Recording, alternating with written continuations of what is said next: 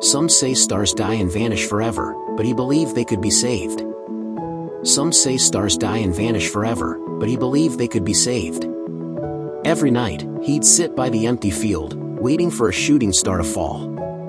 When one did, he'd run, tail wagging, as if chasing a friend he'd lost. In the morning, people would find strange little treasures in the field, glassy shards that glowed faintly, placed gently by his paws.